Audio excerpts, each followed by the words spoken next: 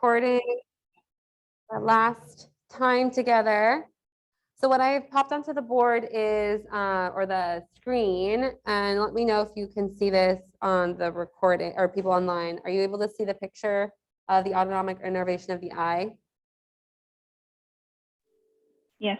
Yes? Okay, great. So if we look at this picture here, we can see that the question was, here, that would be helpful.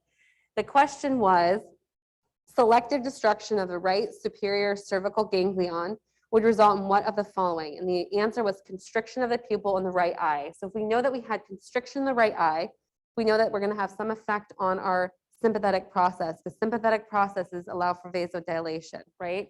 So how does that actually happen? We have here coming out of the spinal column, we have our T1 and T2 nerve roots that are going to synapse here.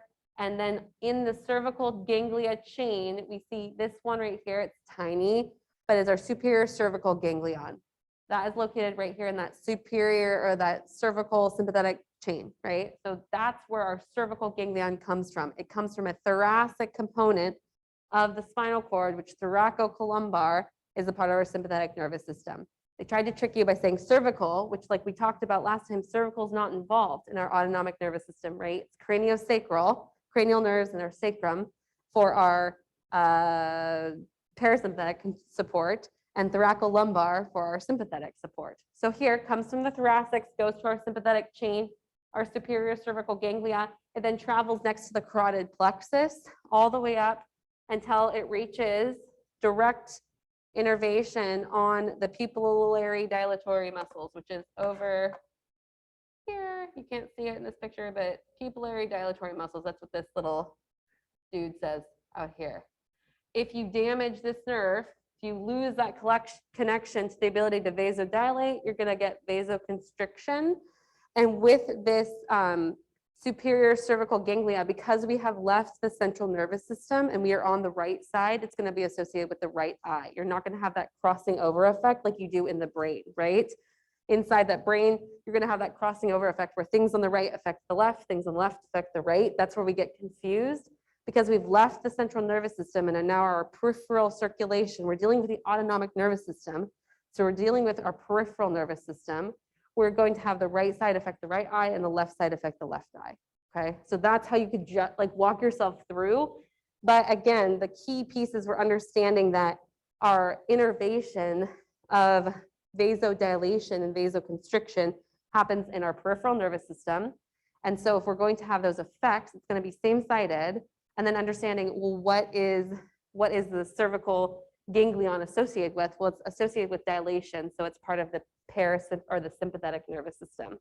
Some of that information you might not be able to justify yourself through. So if you didn't remember specifically that the superior cervical ganglion was associated with the dilation muscles of our eye, you probably would best be just choosing between which two of the right-sided options would be your best choice. And you'd have a 50-50 shot. Did that help answer the question online too? Maybe? Okay. I'm gonna go with yes for now. Speak otherwise if it's not. Okay.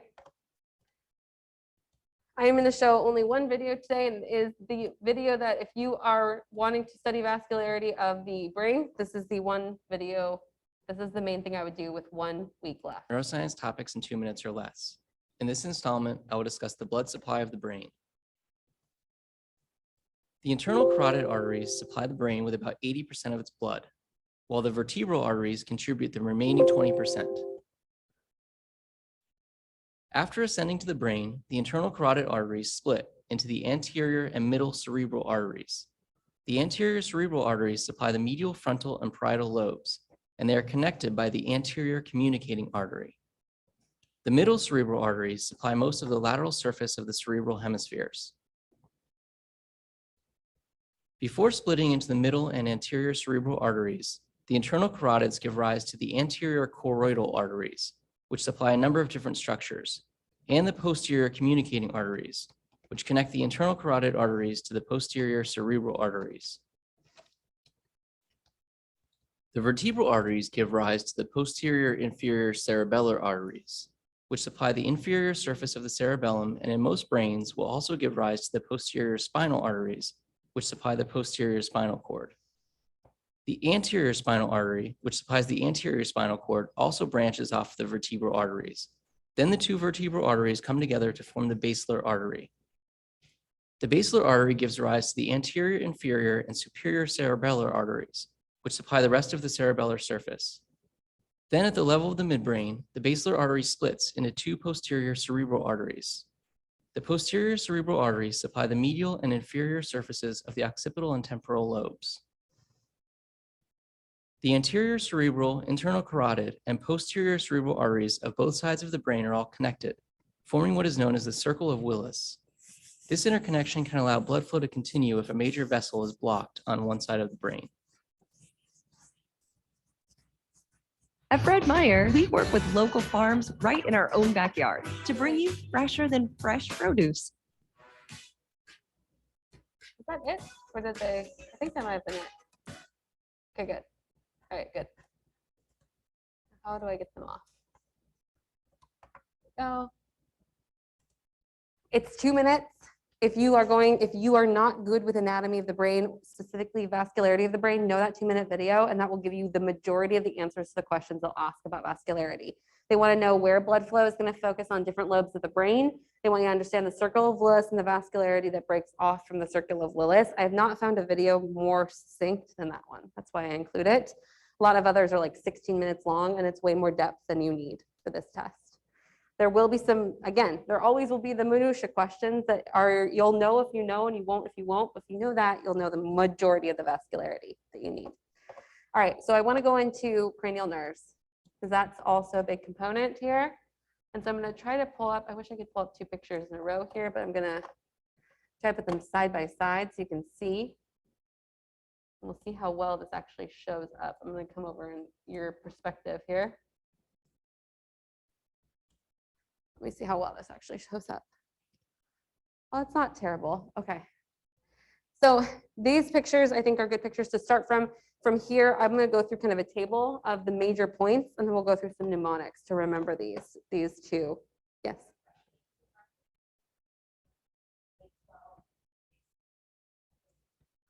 In that location, yes.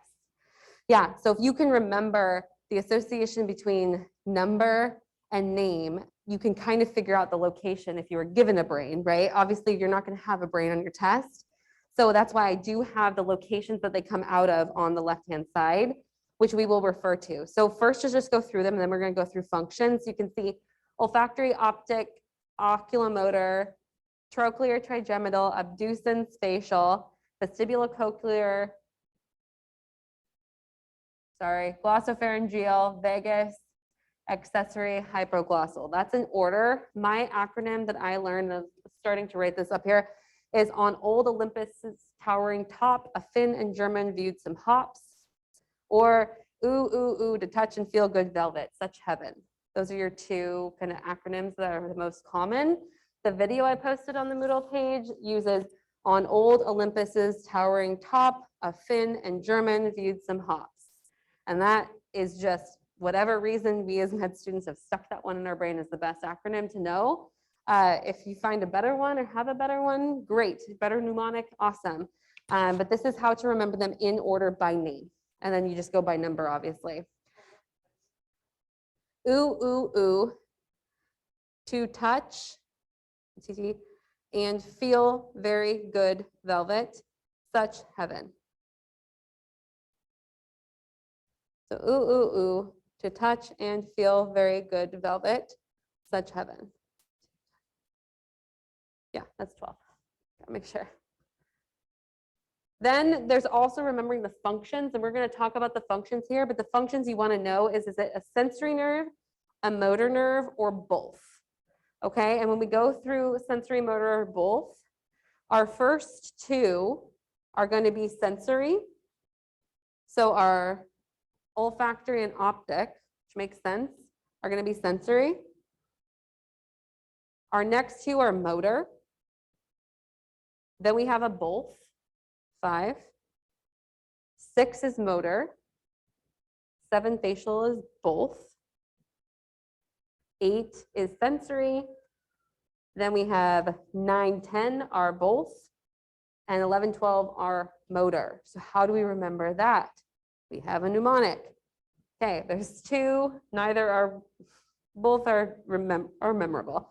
So the most common one I've heard is some say marry money, but my brother says big brains matter more. I appreciate that. So some say marry money, sensory, sensory, motor, motor, but my brother both says sensory, big brains, both matter more. Motor, motor. I can post these if that would be helpful. The other one is some say my mother brought my brother some bad beer. My. Both are telling you if it's sensory, motor, or both. So if you are not fabulous with cranial nerves or don't want to commit them to memory, memorize two mnemonics. One to remember the names and one to remember the generalized function of either sensory, motor, or both. That will get you started. Most of the cranial nerve questions are more deeper into function than that, so we will go into the function of all. But if you at least know sensory, motor, or both, that will get you started and be able to rule out some answers.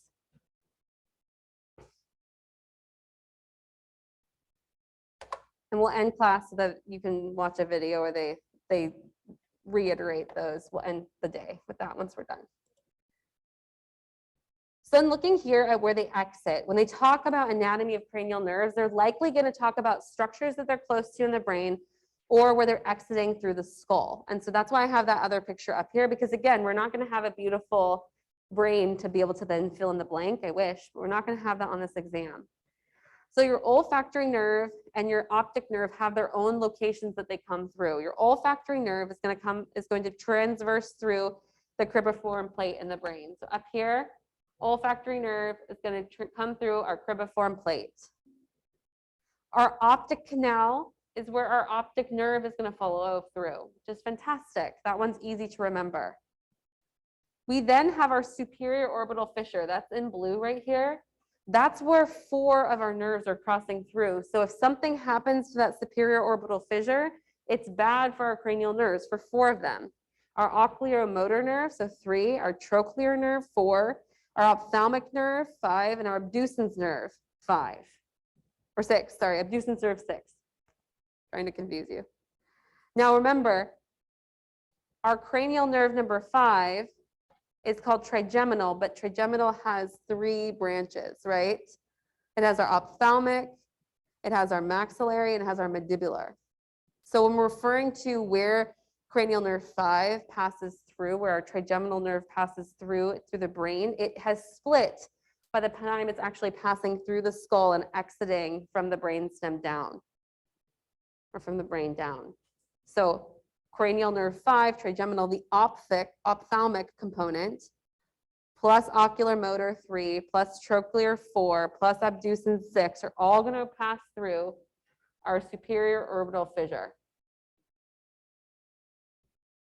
Yes, our oculomotor, cranial nerve 3, our trochlear nerve, cranial nerve 4, our ophthalmic branch of our trigeminal nerve, cranial nerve 5, and our abducens nerve, cranial nerve 6, are all passing through the superior orbital fissure.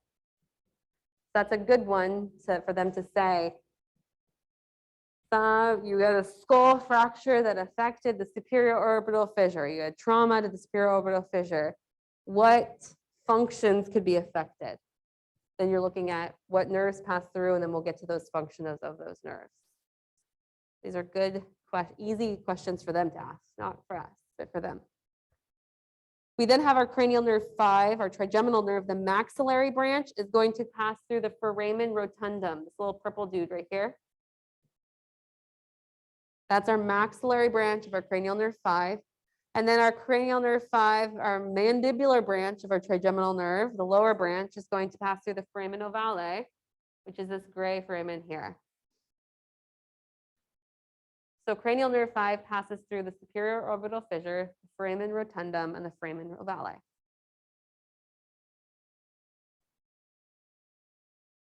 We then have 2 cranial nerves that pass through our internal acoustic meatus, which is this orange right here. That's going to be our facial nerve, which is cranial nerve 7, and our vestibulocochlear nerve, which is cranial nerve 8. So 7 and 8 go through the internal acoustic meatus. The facial nerve is harder to remember there, but the vestibulocochlear nerve, we do know it has things to do with balance and hearing and things like that. So having it pass through the acoustic meatus, I think of ear association. I think of vestibulocochlear as our like balance and space. So that helps me remember those. We then have our jugular foramen, which is this green section here. And we have 3 nerves that pass through that, our glossopharyngeal or cranial nerve 9, our vagus, cranial nerve 10, and our accessory nerve, cranial nerve 11. And then last one is easy to associate. It's our hypoglossal nerve, cranial nerve 12, that passes through the hypoglossal canal. So if they're going to ask anatomical questions about the cranial nerves, they're likely going to ask them based off of where they pass through in the skull or where they're located to certain aspects of the brain. So certain components of the brain, like certain lobes of the brain. So knowing which ones are more interior versus which ones are more posterior would be helpful. If you remember the order of them, you can know that obviously the olfactory and optic and ocular motor are going to be up top in the front. Your trochlear, your trigeminal, your abducens, your facial, going to be more centrally located, closer to that circle of Willis. And then your glossopharyngeal, your hypoglossal, your vagal, and your accessory are going to be located more posterior towards that occipital lobe. So that's anatomy of the nerves.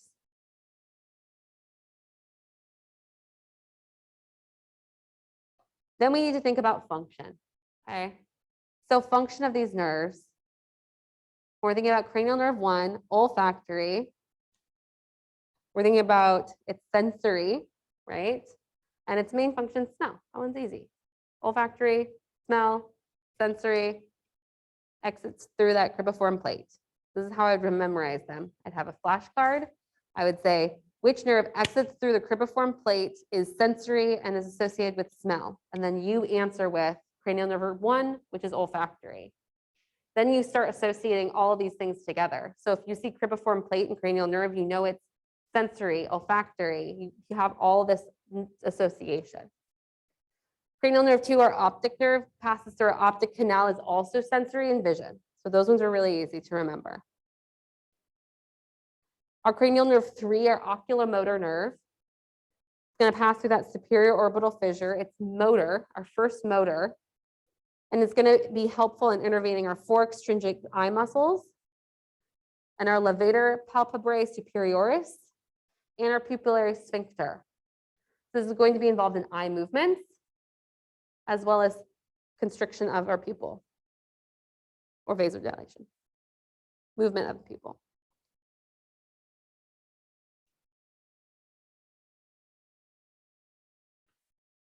We then get to our trochlear nerve, cranial nerve 4. It's also going to be moving through that superior orbital fissure. It's associated with motor, and the nice thing is it's associated with the superior oblique. So I think of superior orbital fissure, superior oblique, and trochlear nerve. And what does the superior oblique muscle do? It's going to essentially go from beside the nose, it's going to abduct, depress, and internally rotate the eyes. It's going to make it look this way and down. So you're looking this direction, or you're looking this direction. Abduct, depress, and internally rotate the eye towards the center. So like cross-eye looking at the nose. That's your superior oblique muscle. Cranial, 4th cranial nerve, trochlear, superior orbital fissure, motor, action.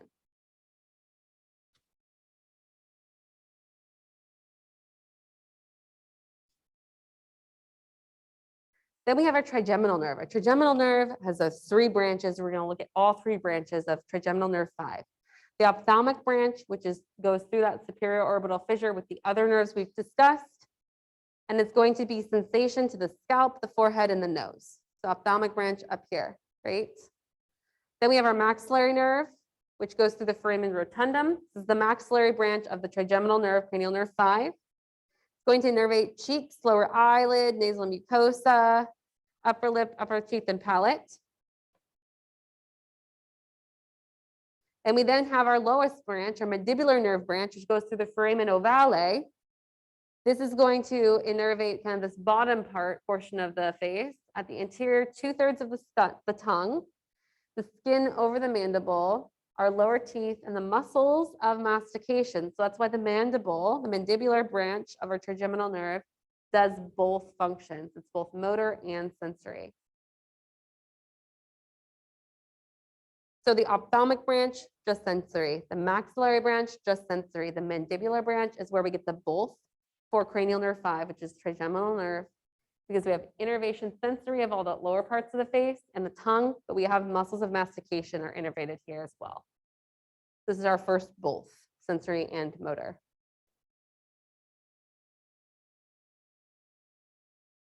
We then have cranial nerve 6. Yes? Lesion. Yeah.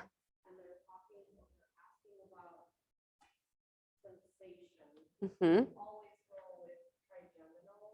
I would always go with trigeminal nerve, specifically ophthalmic branch typically is the one where you're associated with that herpetic whitlow of like the eyes, the eye or the nose, because it's almost always up top in that nasal region where you see that herpes infection in the face, and it's cranial nerve 5A or 5-1, which is ophthalmic branch. Yes. Mm-hmm. Facial nerve. 7, facial nerve, yes. So trigeminal, think for the most part sensation except for mastication. First, think for movement of the face, think facial, which is cranial nerve 7. Absolutely. So Bell's palsy, most of the time cranial nerve 7. Herpetic whitlow or herpes of the face, an actual infection, or shingles of the face associated typically with cranial nerve 5, trigeminal, although could affect other cranial nerves. Is facial, yes. They both have both, yes. But when I'm thinking about which one has more sensory versus motor, trigeminal definitely is more sensory versus motor. Yeah, absolutely. So we get to another motor, cranial nerve 6, our abducens. Our abducens moves through the superior orbital fissure. It's going to be motor, and it's going to control the lateral rectus muscle. The lateral rectus muscle also is involved with movement of the eye. So we have 3 nerves that help with eye movement. Our oculomotor, cranial nerve 3, our trochlear, cranial nerve 4, and our abducens, cranial nerve 6. The lateral rectus muscle is responsible for the movement of the eye in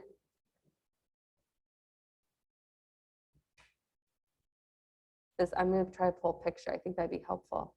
Here, let me pull up this picture. Lateral rectus muscle.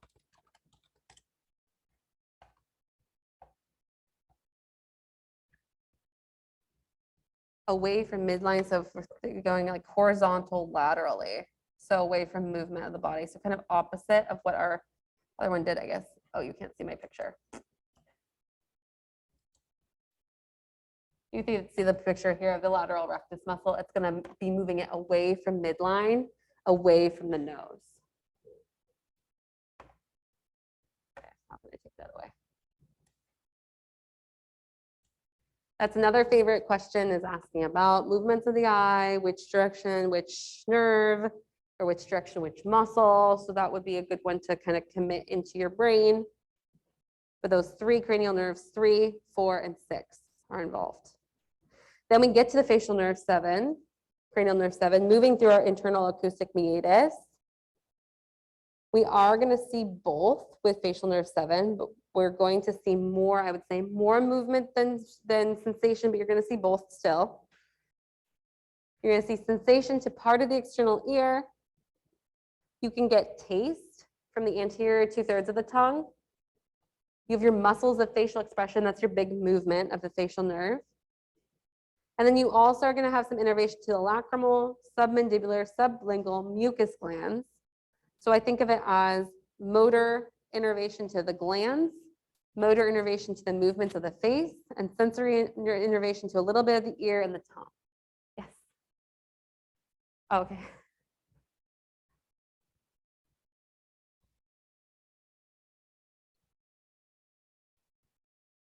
Then you have cranial nerve 8, our vestibulocochlear nerve. That's our internal acoustic meatus that's running through on here. It's only sensory and it's hearing and balance. Think ear, easy peasy. We then have our glossopharyngeal cranial nerve 9 through that jugular foramen.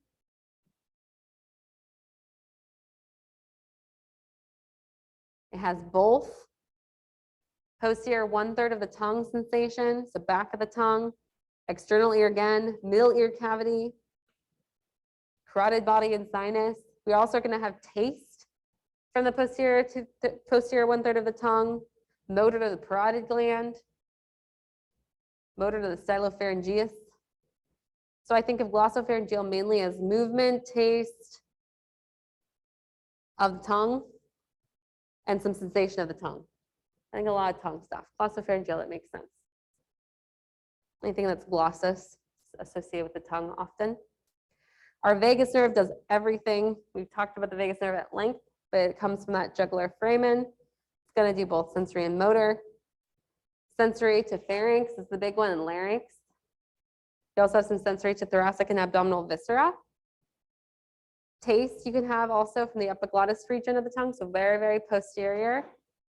Movement of the pharynx and larynx muscles is your big movements here, but it's going to be your big innervator of those parasympathetic muscles or parasympathetic tone that we talked about. And then last two to close us out today is our spinal accessory and hypoglossal. Your spinal accessory is coming from that jugular nerve, jugular foramen, only motor. Your trapezius and your sternocleidomastoids, the muscles over here. There's some little fibers that run with the viscera, but I'd really focus on trapezius and sternocleidomastoid. And then your hypoglossal, your motor to the tongue. So that's your cranial nerves.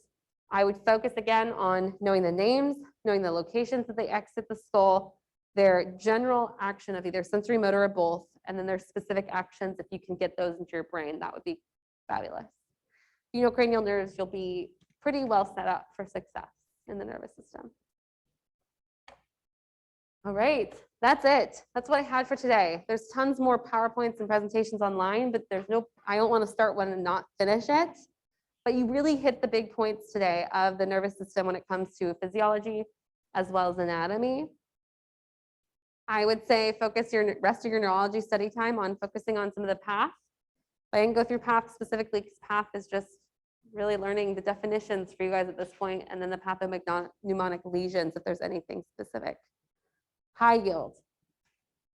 Tomorrow, what we will go through is we will kind of hit the high points on the areas that we haven't touched base on yet. So we'll do a little reproductive, a little integument, and a little hemato, and then we'll close up.